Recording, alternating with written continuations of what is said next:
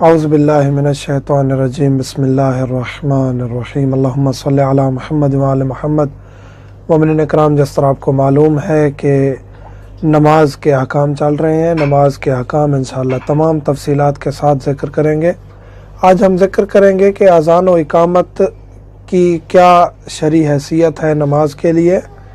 اذان اور اقامت مستحب ہے، مستحب تاکیدی ہے، بہت زیادہ تاکید ہے، بہت زیادہ ثواب ہے۔ ہر مرد اور عورت پر، ہر مرد پر، ہر عورت پر، چاہے جماعت کے ساتھ ہوں چاہے اکیلی ہوں، ہر صورت میں پنجگانہ نماز میں ظہر، عصر، مغرب، عشاء اور فجر، ان 5 نمازوں میں اذان اور اقامت کی تاکید ہے، مستحب ہے اس کو انجام دینا۔ باقی فرض نمازوں میں اذان اور اقامت نہیں ہے، پنجگانہ نماز میں۔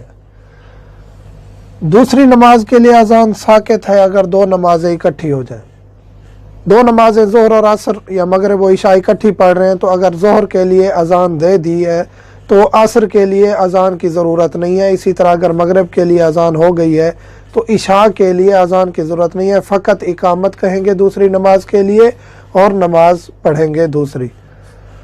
اذان اور اقامت کہاں ساکت ہوتی ہے؟ اذان اور اقامت جہاں ساکت ہو جاتی ہے، ہمیں اذان اور اقامت کہنے کی ضرورت نہیں پڑتی، وہ 3 مورد ہیں۔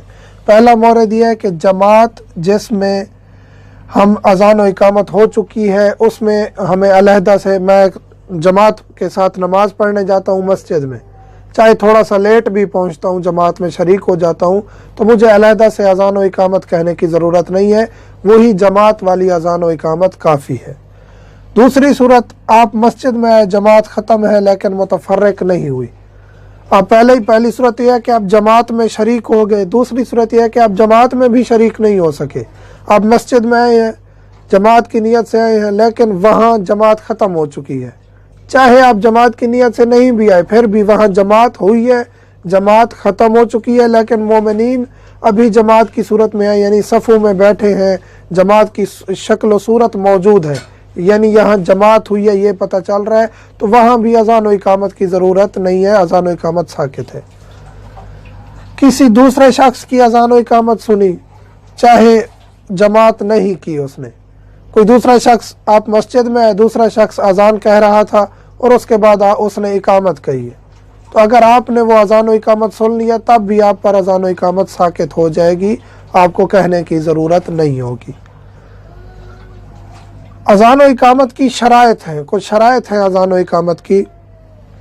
پہلی تو یہ ہے نیت، شروع سے آخر تک نیت کریں گے، شروع سے لے کر آخر تک کہ میں اذان کہہ رہا ہوں قربتاً اللہ، اور اس کے بعد اذان کہیں گے۔ مستحب یہ ہے کہ دونوں کانوں میں انگلیاں رکھیں اور اونچی آواز سے اذان کو بلند آواز سے پڑھیں، اور اقامت کو اس سے تھوڑی کم آواز میں، اقامت بھی اونچی آواز میں ہو لیکن اذان سے تھوڑی کم آواز میں ہو۔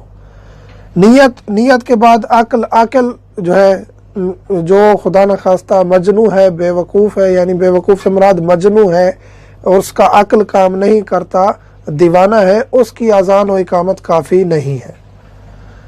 ایمان مومن ہو، مومن کی اذان و اقامت ہونی چاہیے۔ اگر ایک کافر نے اذان کہی ہے تو آپ پر اذان ساکت نہیں ہوگی۔ اگر ایک کافر نے یا غیر مومن نے اذان کہی ہے، منافق نے اذان کہی ہے یا اقامت کہی ہے، وہ بھی کافی نہیں ہے، ہم پر ساکت نہیں ہوگی، ہمیں اپنی اذان و اقامت دینی ہوگی۔ مذکر ہو، مذکر سے مراد یہ ہے کہ اذان جو بلند آواز سے کہی جاتی ہے اس کو تمام لوگ سنتے ہیں، تو وہ مذکر ہی، یعنی شخص ایک مرد اذان دے گا تو اس کی اذان درست ہے۔ خاتون اگر اذان و اقامت کہے گی تو فقط خواتین کے لیے کہے گی۔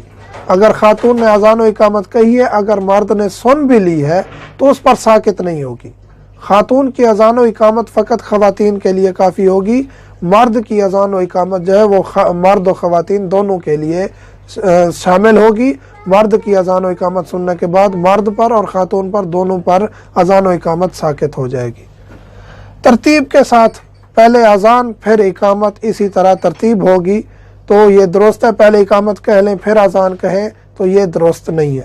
موالات کہتے ہیں کہ اللہ اکبر کیا ہے اور اس کے بعد مثلاً کہ 4 دفعہ اللہ اکبر اذان میں، پھر اشہد ان لا الہ الا اللہ، अशहदु अन्ना मुहम्मद रसूलुल्लाह, अशहदु अन्ना अली वलीउल्लाह, इसी तरह मवालात के साथ। ये नहीं है कि आपने अल्लाह अकबर कहा और उसके बाद हय्या अला सलाह कह दिया और इसी तरह टूटे फूटे जुमलों में अजान व इकामत मुकम्मल की, ऐसा दुरुस्त नहीं है। तरतीब के साथ और मवालात के साथ। अरबी में अजान व इकामत अरबी में, अरबी लहजे में अदा करनी है और लहन को तर्क करना है। लहन से मुराद ये है कि मौसीकी की आवाज़ ना निकले। हाँ, बुलंद आवाज़ हो, सुरीली आवाज़ हो, इसमें कोई हर्ज नहीं है, लेकिन अजान व इकामत ऐसी आवाज़ ना निकालें कि जो मौसीकी की तरह हो जाए, तो वो जायज़ नहीं है। और वक्त दाखिल होने के बाद अजान व इकामत दुरुस्त है। मसलन वक्त अभी दाखिल नहीं हुआ किसी भी नमाज का और आपने अजान दे दी, तो ये दुरुस्त नहीं है। ज़िवाल से पहले आपने ज़ोहर की अजान दे दी, ये दुरुस्त नहीं है और ये काफ़ी नहीं है। इसी तरह मगरिबैन की आपने गरूब होने से पहले अजान दे दी, ये भी काफ़ी नहीं है। वक्त दाखिल होने के बाद अजान व इकामत कहेंगे तो वो अंजाम पाएगी और उसके बाद दूसरे शख्स पर जिसने सुनी है और उस पर अजान व इकामत साकित हो जाएगी। ये पंजगाना नमाज में है। पंजगाना नमाज या उनकी कज़ा, आप कज़ा पढ़ रहे हैं पंजगाना नमाज की, तो उसमें भी आप अजान कहेंगे और उसके बाद आप हर नमाज के लिए इकामत कहते जाएंगे। तो एक ही अजान जो आपने कही है वो